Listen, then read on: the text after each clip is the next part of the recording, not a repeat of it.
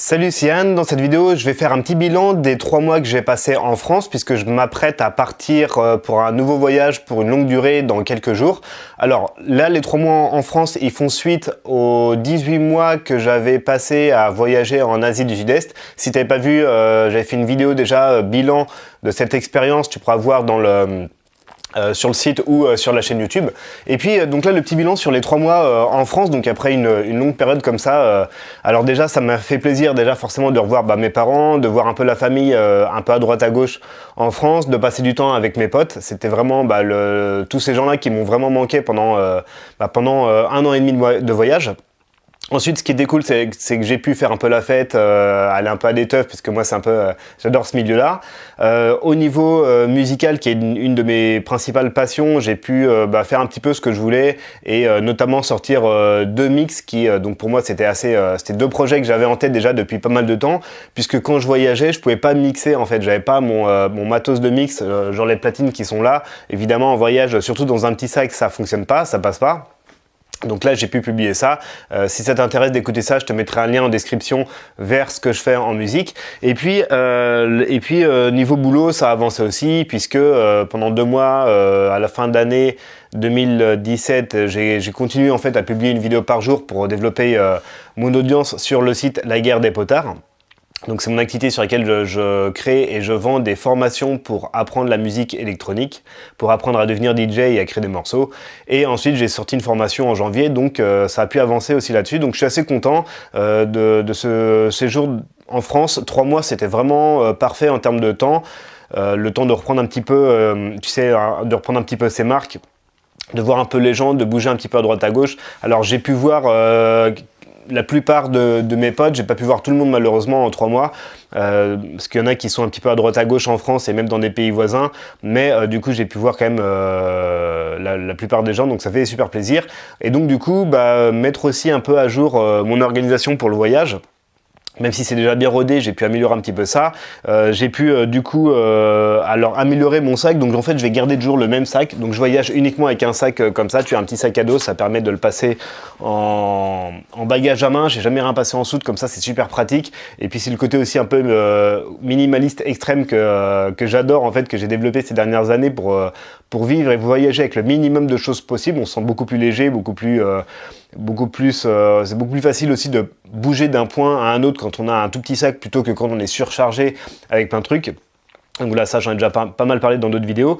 Et puis là, la différence en fait cette fois-ci, c'est que je vais emmener en plus de mon sac qui était déjà plein à la base, 2 contrôleurs en fait comme ça. Donc tu vois, ça fait un peu cette épaisseur. Donc avec les pochettes, c'est des contrôleurs en fait USB comme ça qui permettent de mixer. J'en ai 2 à prendre. Donc c'est une configuration très nomade si tu veux pour pouvoir mixer de n'importe où, avec l'ordinateur et un logiciel qui est sur l'ordinateur. Du coup ça contrôle un logiciel si tu veux, et donc ça va me permettre en fait comme ça de mixer et de faire mes cours de DJing de n'importe où. D'accord, donc là j'ai dû encore optimiser à mort mon sac, puisque t'imagines que deux comme ça en fait, plus tout le reste qui doit rentrer dans un petit sac comme ça, c'est de l'optimisation à l'extrême, mais j'ai fait un test et ça passe, donc voilà, on va en espérant que ça passe surtout à l'aéroport, et qu'ils me fassent pas un contrôle de la taille du bagage et du poids, puisque normalement ça dépasse suivant certaines compagnies. Donc voilà, là donc dans quelques jours, on sera le 6 février 2018, donc je m'apprête à partir là pour un autre voyage qui sera long, qui fera probablement 9 mois. Donc là, le projet de ce voyage, c'est de faire un tour du monde. Donc ça, c'est un petit truc que j'ai sur ma bucket list et qui me tient à cœur, on va dire, depuis quelques années, de pouvoir faire un tour du monde. C'est un peu psychologique, hein, comme c'est juste un espèce de challenge un peu à la con, mais ça m'intéresse bien de faire ça. Là, je pars pour 3 mois en Malaisie, donc je vais revenir chez ma nana qui vit là-bas à Kuala Lumpur, et puis je vais partir 1 semaine à Penang et 1 semaine à Melaka, donc d'autres endroits en fait de la Malaisie. Donc 3 mois, ensuite 1 mois au Cambodge, donc un endroit où je suis déjà allé l'année dernière. Ensuite, l'idée c'est de découvrir des nouveaux pays. Je compte partir 1 mois en Inde, et là j'espère prendre une bonne claque en fait, notamment au niveau de la différence culturelle et de vraiment de vraiment voir quelque chose de différent, surtout que je pense aller à New Delhi, donc c'est quand même bien chargé en population, et voilà, donc j'espère vraiment découvrir quelque chose de très intéressant là-dessus. Ensuite, je pense partir un mois au Laos, donc là je pense que ça va être un peu plus calme. A priori, ça m'excite pas comme un fou en fait d'aller au Laos, mais bon, on peut quand même avoir un visa facilement pour 30 jours. Ça me fera toujours un pays de plus visité, donc une nouvelle expérience en Asie du Sud-Est, donc pourquoi pas.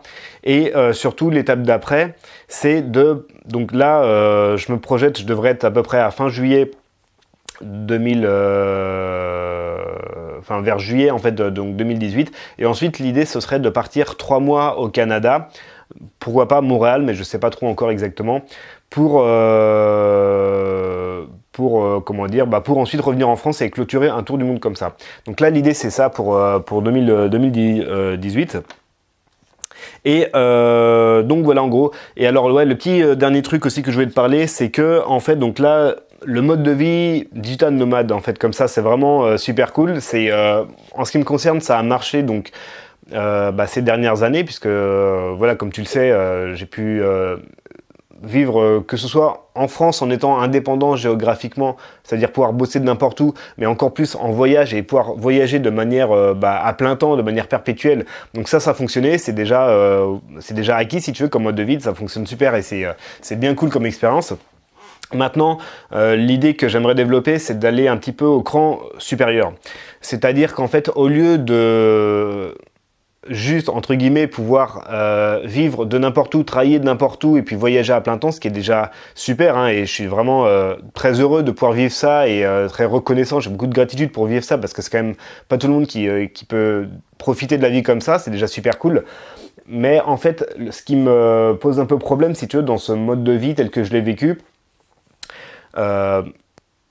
c'est que en fait j'ai passé énormément de temps en voyage si tu veux à être enfermé dans ma chambre à bosser. Si c'est pas dans la chambre, c'est dans un restaurant ou à droite à gauche, mais à bosser puisque ça reste la priorité. L'idée c'est toujours de faire des revenus qui tombent et donc moi les revenus c'était un petit peu délicat on va dire ces dernières années. Là ça commence à aller un petit peu mieux, à se débloquer si tu veux. Mais du coup quand tu voyages et que tu as des revenus qui sont limités et tu as aussi par voie de conséquence un temps libre qui est limité, puisque tu dis qu'il faut passer le maximum de temps à bosser pour faire avancer les business, et donc du coup, tu as aussi moins de disponibilité mentale, si tu veux, tu as tout le temps la tête prise sur ton business, sur comment faire avancer les choses, et donc du coup, tout ça fait que j'ai pu faire quelques expériences sympas, mais pas plus que ça. Expériences sympas de voyage, soit rencontrer des locaux, soit faire des trekking, bon tout ça j'en ai parlé sur, tu as des visites, etc. Tout ça j'en ai parlé donc sur ma chaîne, j'avais fait des vidéos. Tu vois, les temples d'Angkor, tout ça, bon il y a plein de bons souvenirs, mais moi ce que j'aimerais vraiment développer maintenant, c'est augmenter en fait le ratio, si tu veux, entre le temps, l'investissement que je passe pour le business et les expériences que je vais faire, donc les expériences nouvelles, ça peut être donc encore une fois les visites, les trucs vraiment particuliers, et ça que ce soit aussi bien en voyage que si j'étais sédentaire en France, d'accord? Donc l'idée c'est d'être encore plus efficace et de pouvoir développer mes revenus, mais en y passant moins de temps chaque semaine si tu veux, et à côté de ça, eh bien, investir plus de temps, de kiff, d'argent dans les expériences, dans les nouvelles expériences. Donc voilà, pour l'instant c'est un petit peu flou, mais je vais essayer de revoir un petit peu mon organisation et mon sens des priorités pour mettre en avant le fait de faire des nouvelles expériences. Donc voilà, et puis dès que je ferai des trucs un peu intéressants, je ferai des vidéos pour te les partager sur la chaîne. Donc voilà, écoute, si tu n'es pas abonné à la chaîne, tu peux toujours t'abonner, tu peux mettre un petit like, tout ça, ça fait toujours plaisir. Et puis moi je te tiens au jus sur une prochaine vidéo dès que quelque chose se passe. À très bientôt, ciao.